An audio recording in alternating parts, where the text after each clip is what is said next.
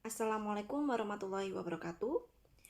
Kali ini kita akan membahas mengenai fluida statis. Fluida sebenarnya ada dua, yaitu fluida dinamis dan juga fluida statis.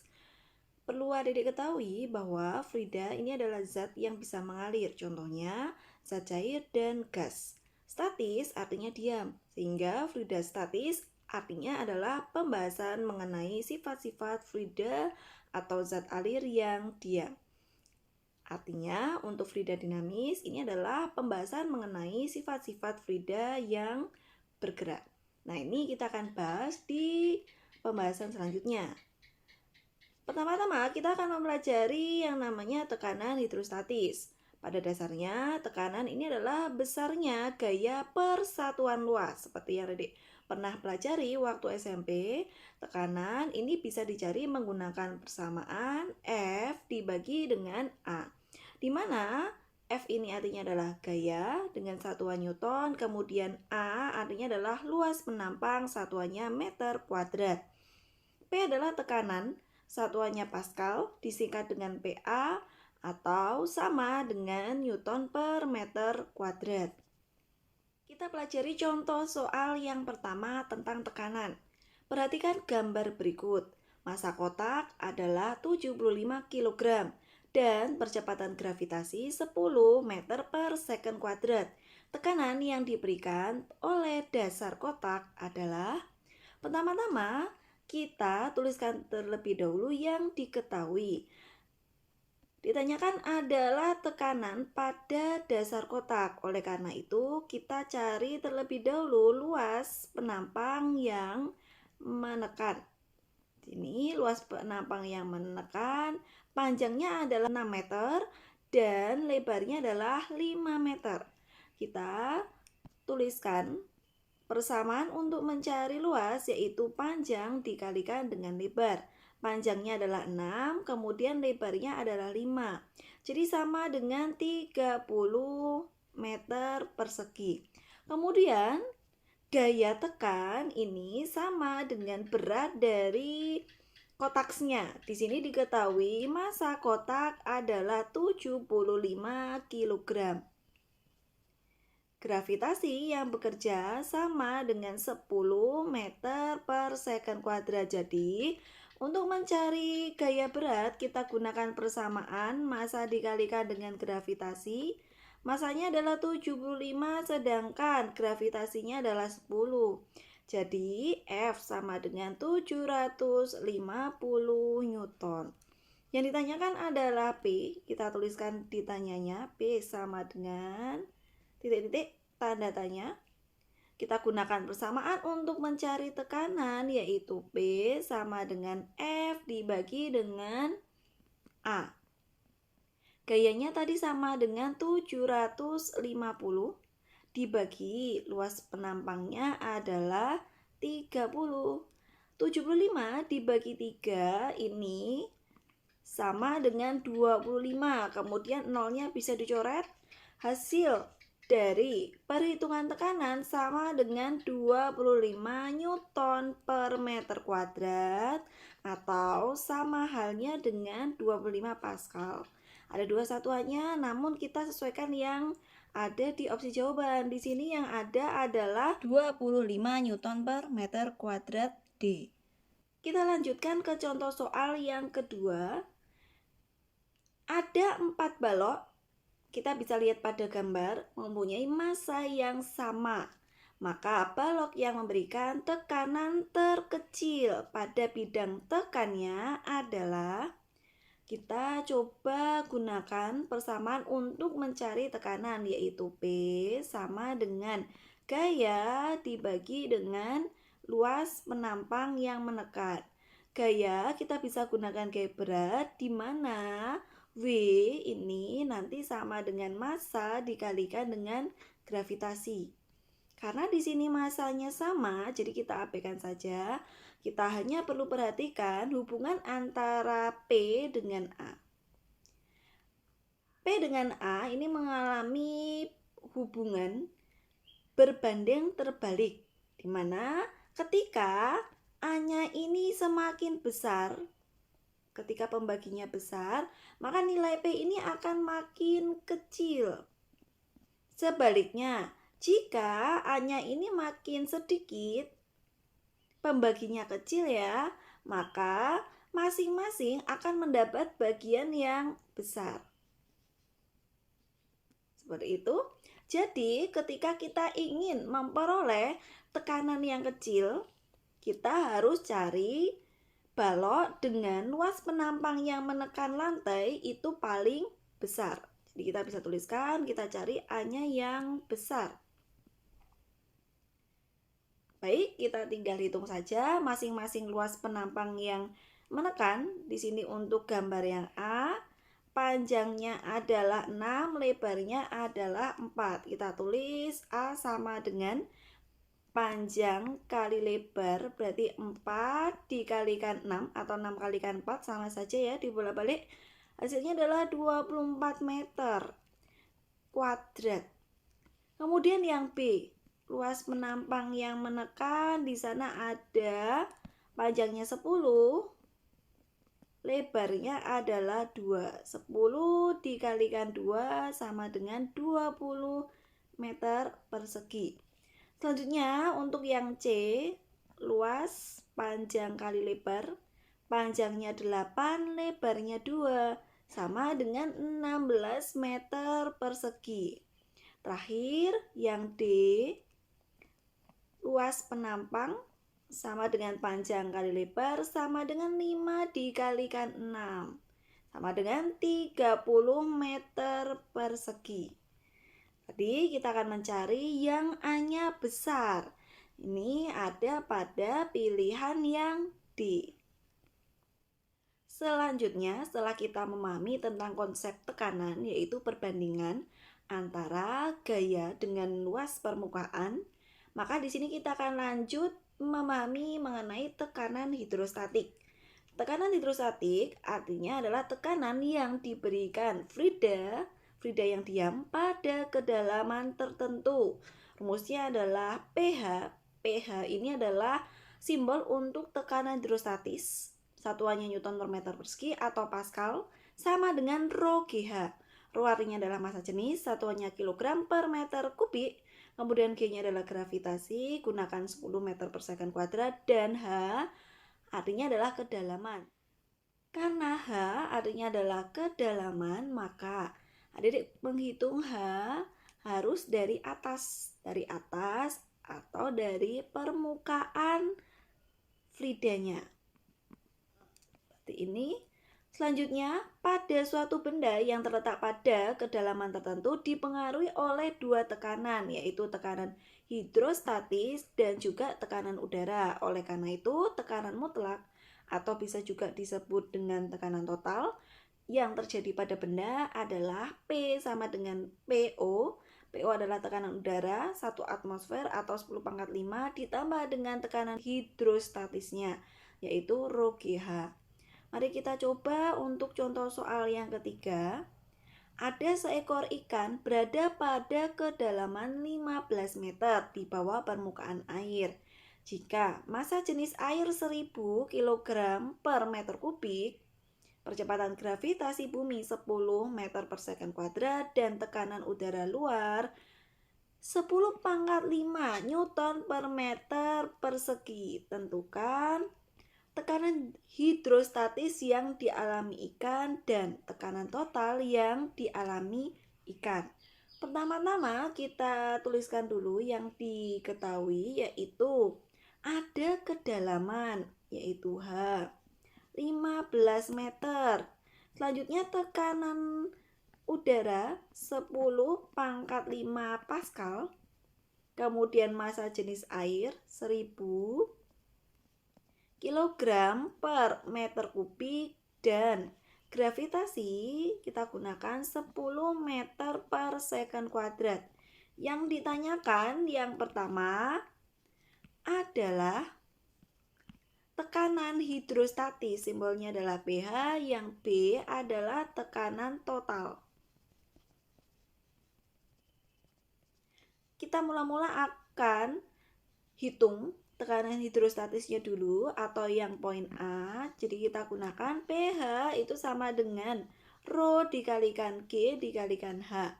Massa jenisnya 1000, kemudian gravitasinya 10 dikalikan kedalamannya adalah 15. Kalau dikalikan semua hasilnya menjadi 150.000 Pascal. Kemudian yang B, tekanan total atau tekanan mutlaknya PO ditambah dengan Rho GH tadi atau tekanan hidrostatis ya. Sudah kita hitung, jadi tinggal kita jumlahkan. PO artinya adalah tekanan udara 10 pangkat 5 atau 1 diikuti nolnya ada 5 ditambah dengan 150.000. Hasilnya sama dengan 250.000 Pascal. Selanjutnya, kita akan mempelajari mengenai hukum utama hidrostatika. Hukum utama hidrostatika menyatakan bahwa semua titik yang terletak pada kedalaman yang sama dalam fluida yang sama, besar tekanan hidrostatiknya sama besar.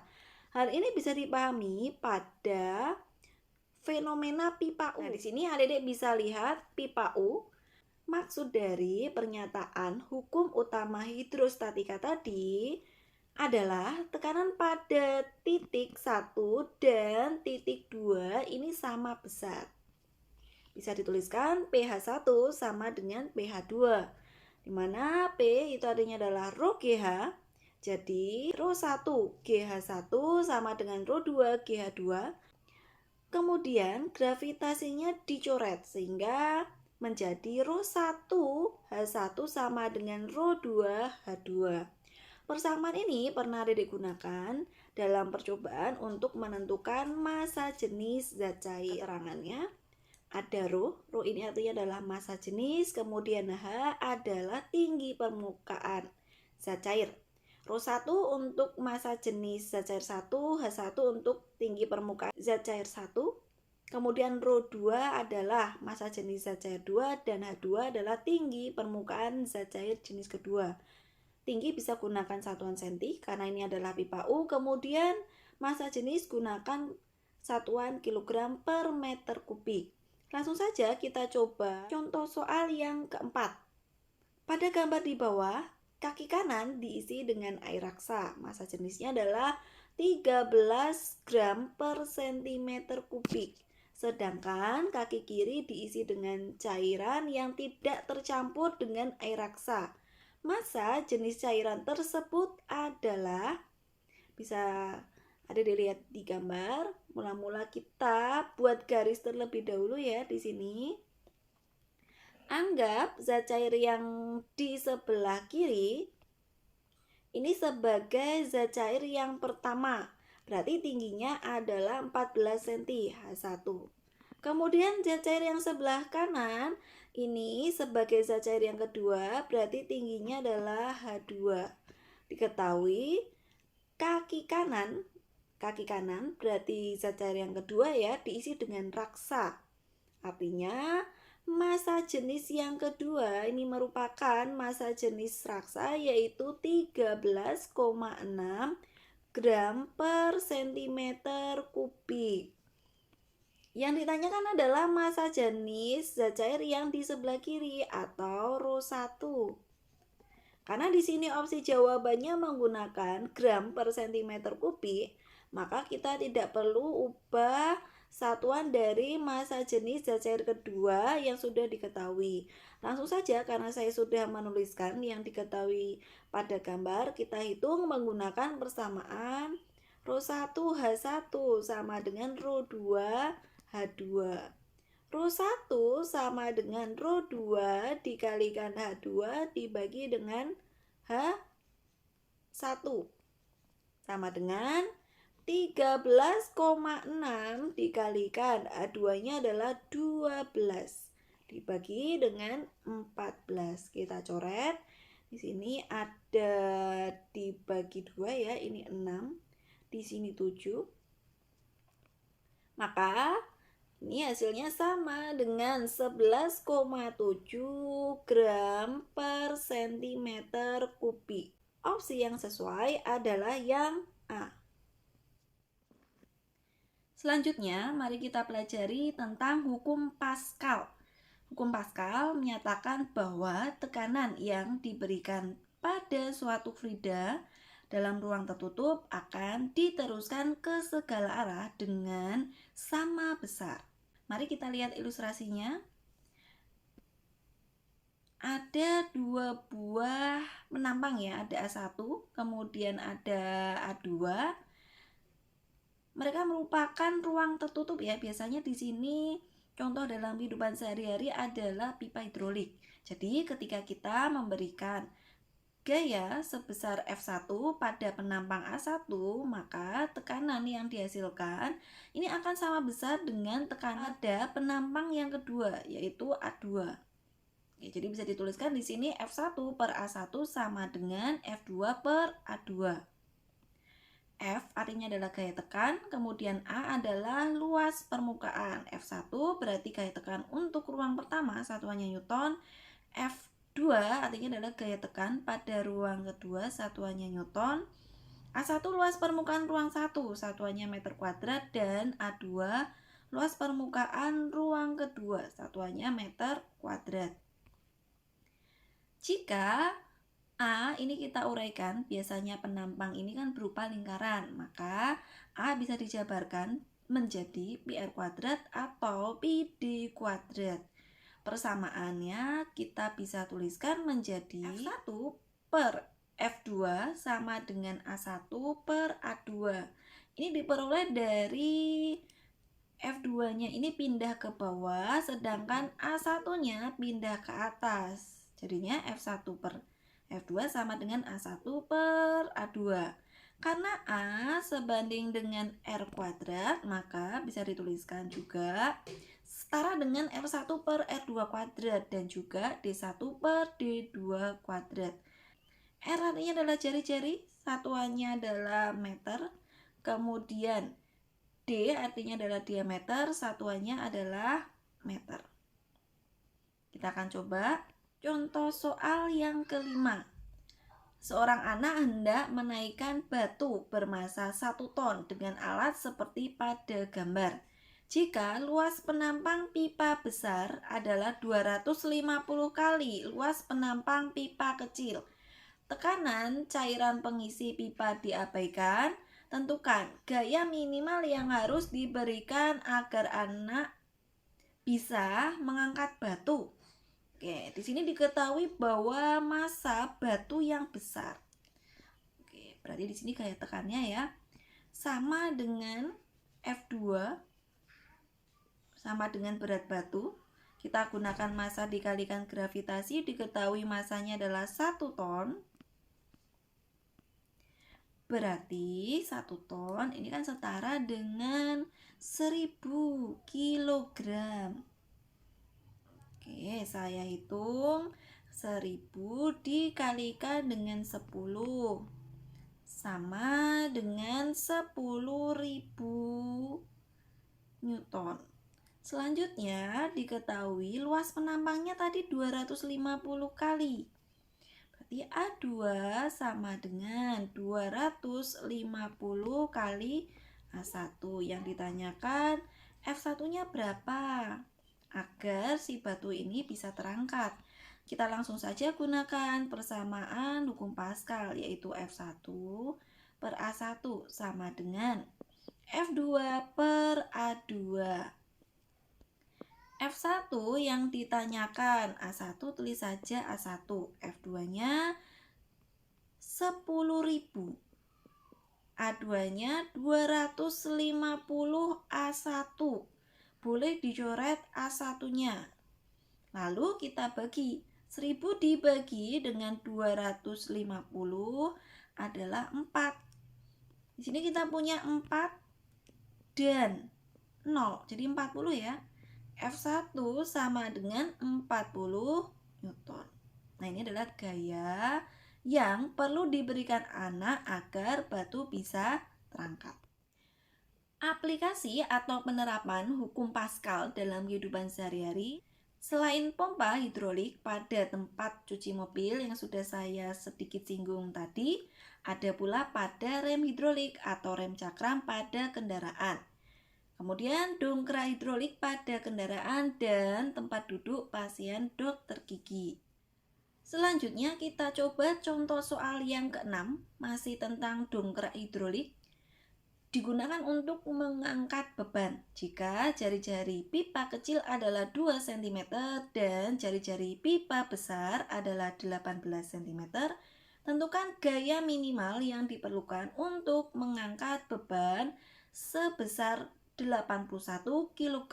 Jadi, sebut saja di sini pompanya, tuasnya ini sebagai F1. Kemudian si bebannya ini sebagai F2. F2 sama dengan berat beban atau W, di mana masanya tadi sama dengan 81 kg. W sama dengan massa dikalikan gravitasi. Masanya 81, gravitasinya kita gunakan 10. Sama dengan 810 Newton. Diketahui jari-jari pada pipa kecil berarti R1 sama dengan 2 cm. Sedangkan R2 atau jari-jari pada penampang yang besar sama dengan 18 cm. Yang ditanyakan berapa F1? Kita gunakan persamaan hukum Pascal yang sudah dimodifikasi menjadi F1 per F2 sama dengan R1 per R2 kuadrat. F1-nya yang ditanyakan, kemudian F2-nya adalah 810, R1-nya tadi 2, R2-nya 18. Nah, biar adik-adik lebih mudah, saya coret dulu ya, 2 dibagi 2 ini 1, 18 dibagi 2 jadi 9. Jadi kita punya F1 per 810 sama dengan 1/9 kuadrat.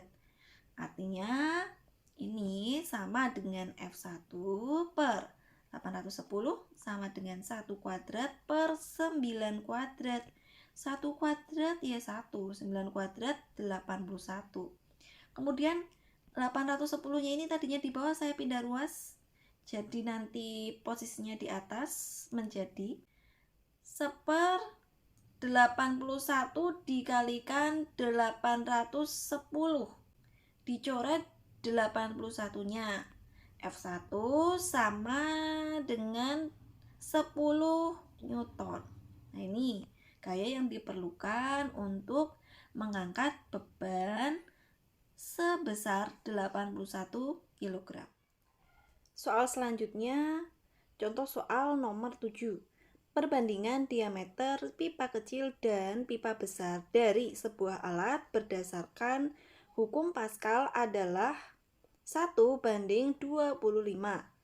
Jika alat hendak dipergunakan untuk mengangkut beban seberat 12.000 Newton, tentukan besar gaya yang harus diberikan pada pipa kecil. Oke, di sini saya sudah tuliskan yang diketahui ada F2 sama dengan berat beban yaitu 12.000. Kemudian perbandingan D1 banding D2 adalah 1/25. D1 untuk pipa yang kecil, kemudian D2 untuk pipa yang besar. Ditanyakan besarnya F1. Maka kita langsung saja gunakan modifikasi dari hukum Pascal, yaitu F1 per F2 sama dengan D1 per D2 kuadrat. F1 per 12.000 sama dengan D1 banding D2, tadi 1/25, dikuadratin. Berarti F1 per 12.000 sama dengan 1/25 kuadrat, itu adalah 625. Kemudian 12.000 ini tadinya di bawah, kita pindah ke atas menjadi F1 sama dengan 1/625 dikalikan dengan 12.000. Hasilnya adalah 19,2 Newton.